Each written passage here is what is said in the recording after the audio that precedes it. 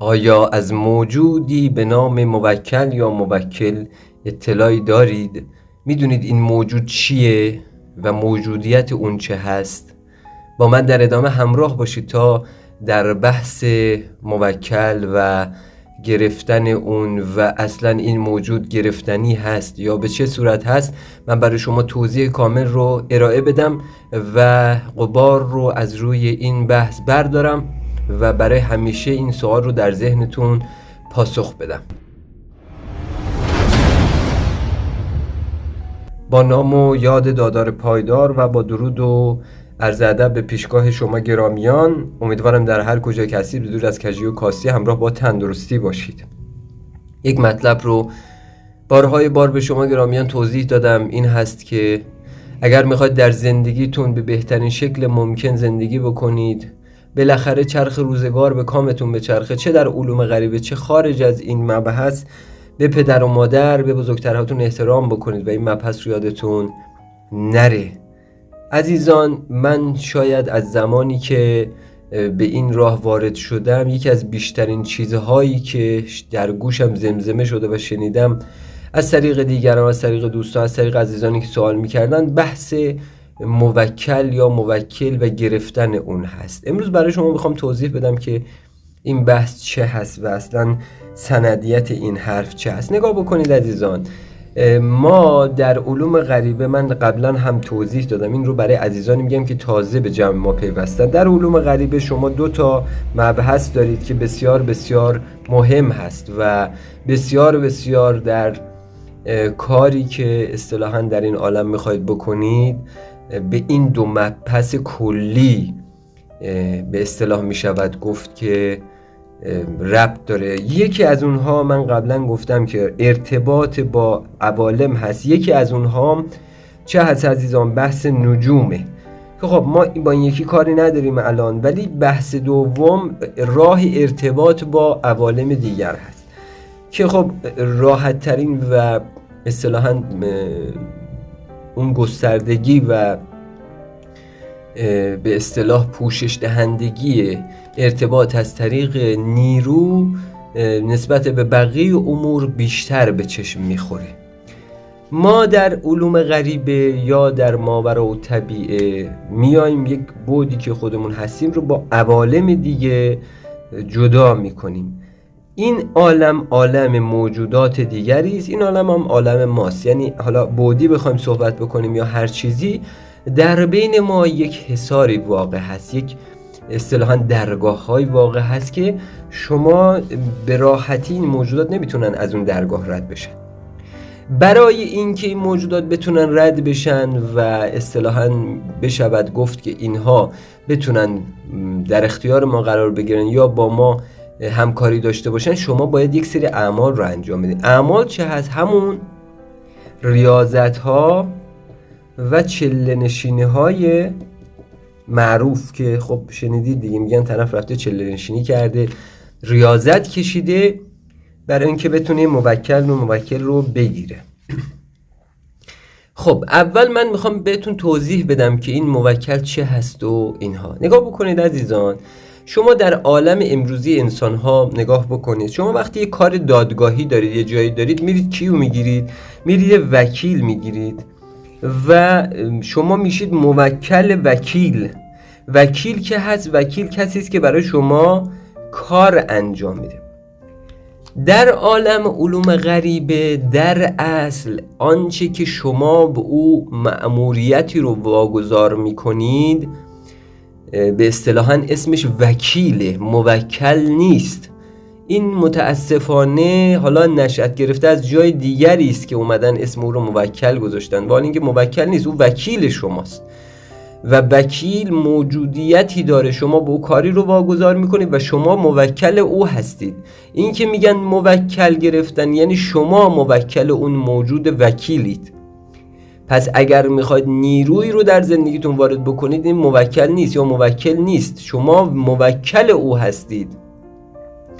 و در واقع گفته شده برای آدمی مثلا بنده یا شما که موکل هستیم، موکلگیری داریم. یعنی چی؟ یعنی این که شما یه وکیلی رو میرید برای گرفتن شما بشوید قانونی موکل او. متوجه شدید؟ این که میگن موکل گیری یعنی عهد موکلی ما بین شما و اون موجود. پس این موجود رو عملا نمیگن موکلی، از قدیم اشتباه جا افتاده. عزیزان دوستان گرامیان، اگر بخواد شما در بحث درست این رو اصطلاحاً صحبت بکنید، میشود موجود یا موجودیتی که شما نسبت به او عهد دارید و او هم به شما عهد دارد. اما خب بحث وکیل و موکل در عالم جنیان، عالم ارضیات صحبت میشه. در بالای عالم ارضیات دیگه شما همچین چیزی رو ندارید. یعنی شما مثلا با حضرات بالایی، با حضرات علوی کار میکنید اما نسبت به هم عهد موظفی ندارید.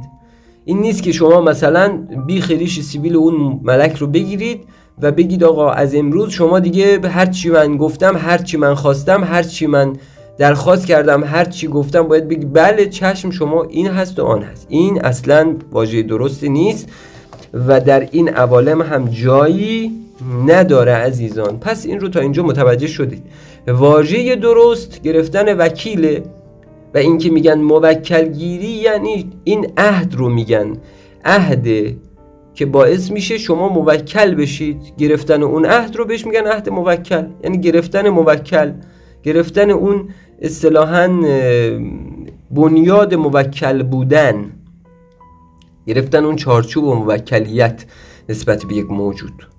خب تا اینجا پس متوجه شدید که یه موجودی رو میگن وکیل و شما موکل او که شما نسبت به او عهد دارید، او نسبت به شما عهد داره، میشه دو طرفه و نسبت به هم موظفید.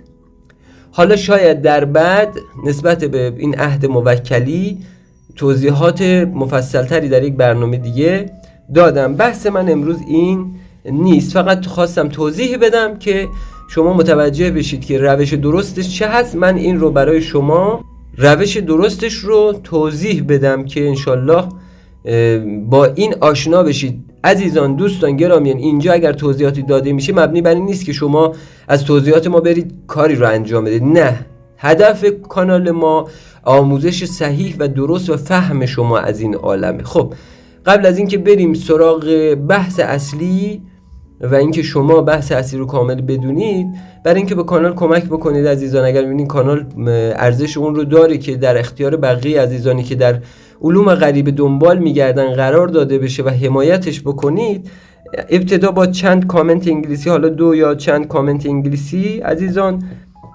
زحمت بکشید حمایت بکنید. لایک هم یادتون نره. عزیزانی که در کانال عضو نیستن حتما عضو بشن، سابسکرایب بکنن و این زنگوله رو حتما عزیزان بزنید و بزنید روی همه یا اول. عزیزانی هم که میتونن شیر بکنن، یعنی انتشار بدن در واتساپ، تلگرام کلیپ های ما رو برای دیگر دوستان که اونها متوجه بشن. عزیزانی هم که در خارج هستن سپاسگزار میشم از طریق گزینه سوپر تانکس این کانال رو حمایت بکنن که بسیار بسیار به کانال کمک میکنه.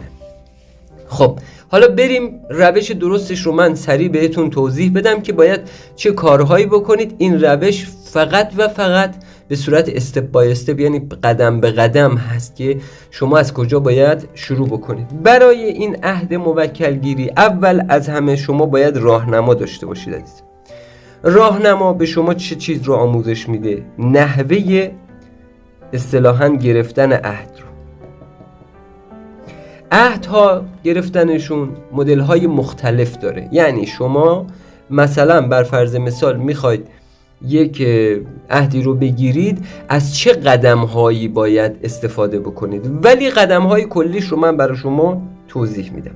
پس راهنما میتونه روش تخصصیش رو به شما توضیح بده، چگونه عهد بگیرید، چگونه از عهد خارج بشید، چگونه به اصطلاحاً اون نحوه آداب و رسوم چگونه هست، اینها رو به شما توضیح. پس قدم اولش چی هست؟ راهنما.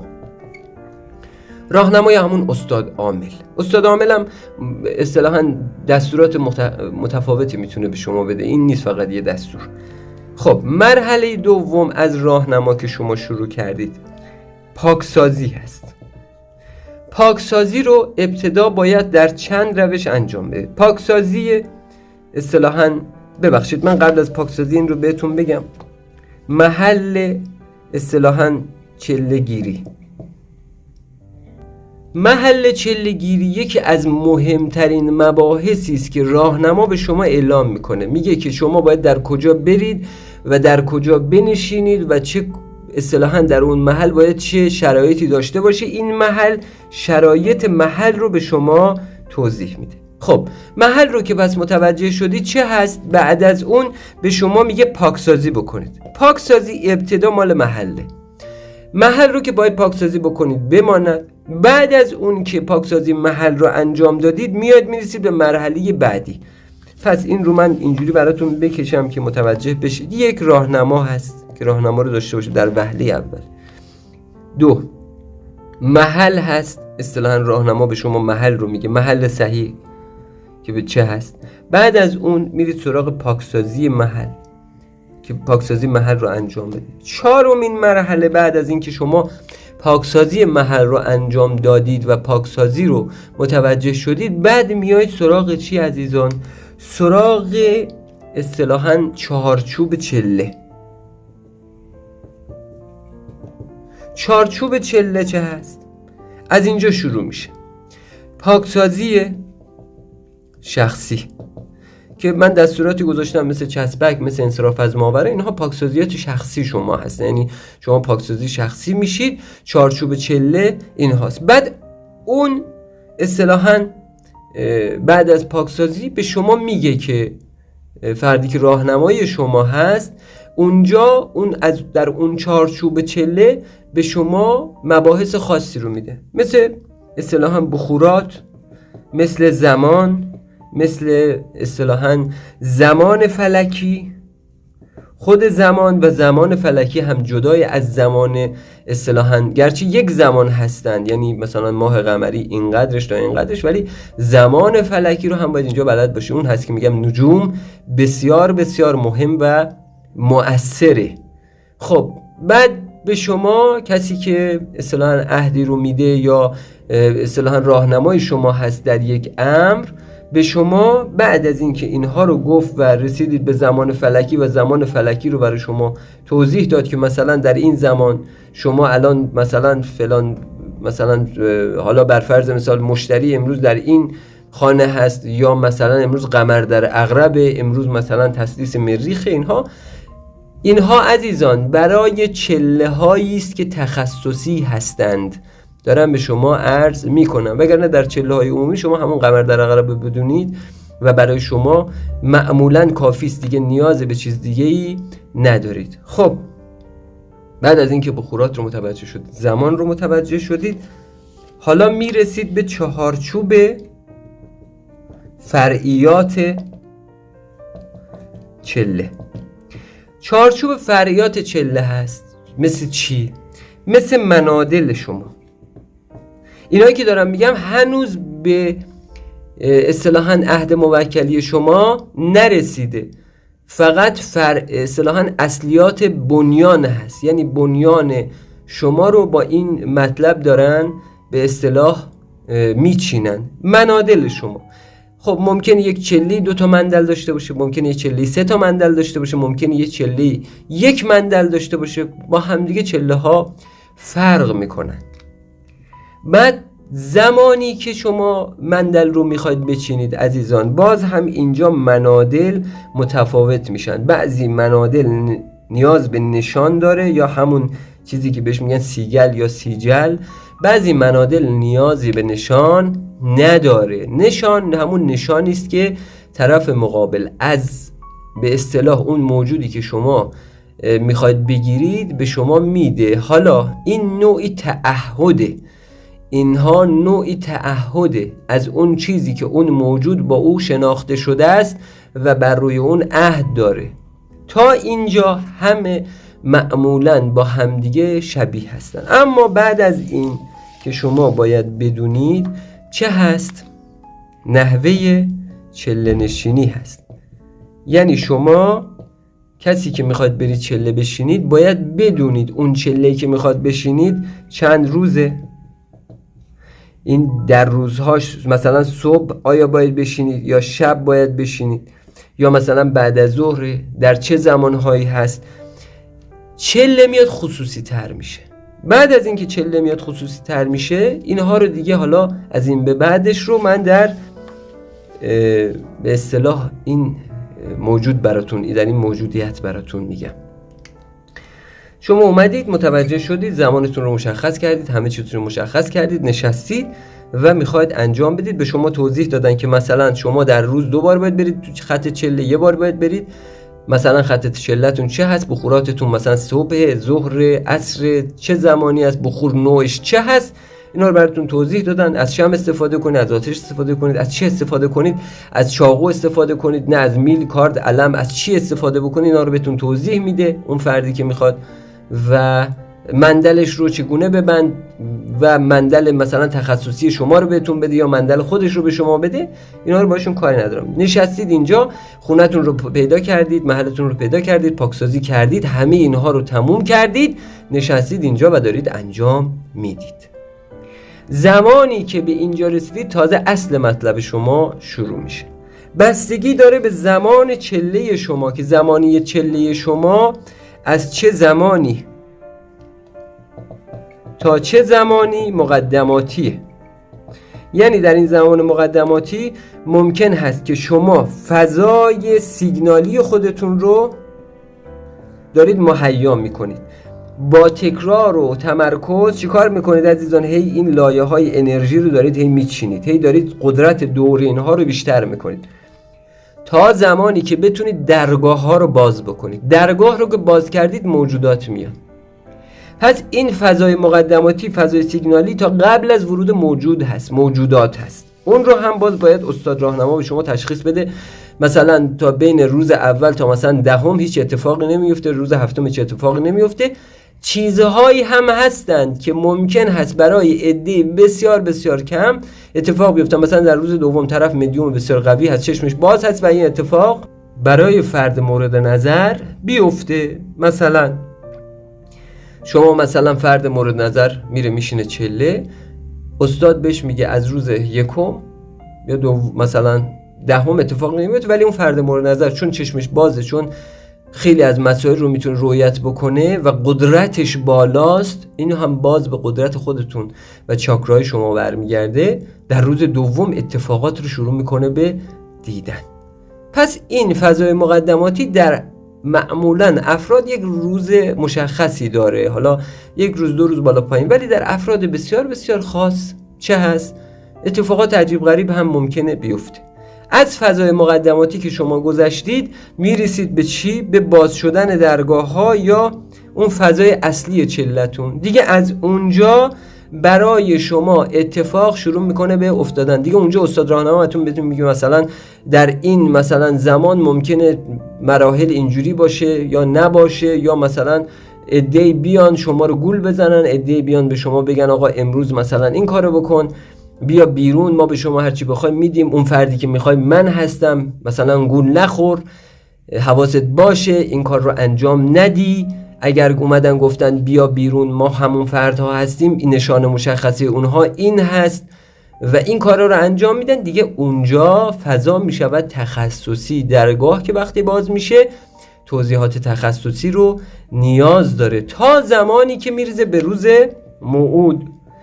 بعضی چله ها در عهد موکلی روز موعود دارن، بعضی هم نه. مثلا میگه از روز 10 مثلا تا روز 14 منتظر باش که این موجودیت بیاد و نشانه های اون این هست. دیگه از اون به بعد شما هستید و توضیحات تخصصی اون استاد. عزیزان دوستان، مبحثی رو که من اینجا دارم توضیح میدم کلی است. باید بدونید که کسی که بهتون داره یه چله میده در کدوم فضاها بهتون دستور میده و اگر اینا رو بهتون نداد بدونید که ازش بپرسید این چه هست، اون چه هست، این چه هست، تا قشنگ متوجه بشید و یادتون نره چارچوب درسته گرفتن یک عهد موکلی رو برای شما در این برنامه توضیح دادم که روش درستش چه هست و اون رو در پایه‌های مختلف براتون به طور کامل شرح دادم. این چیزهایی که بنده توضیح دادم عزیزان دوستان تماماً به صورت یک چارچوب کلی است.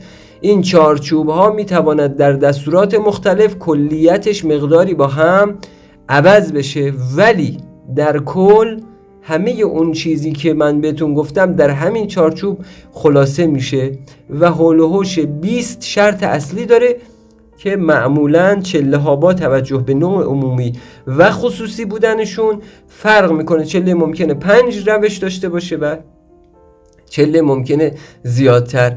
عهد ترخیص نگاه بکنید دوستان، اصطلاحاً اون به اصطلاح دستور ترخیص، دستور ورود و به اصطلاح می شود گفت که همون اذن ورود یا اذن ترخیص شما یکی از مباحث مهم شماست که شما باید بدونید که کسانی که به شما دستور میدن حتما باید، و همچنین دوستان اذن انصراف، اینها بسیار بسیار مهمه. کسی که به شما دستور میده باید حتما این 3-4 تا رو بهتون بگه، و یا این که شما ممکنه در یک چله‌ای بهتون بگن که شما وقتی ورود کردید ترخیص عمومیش این هست، ولی شما میتونید ترخیص خصوصیش رو از کی بگیرید؟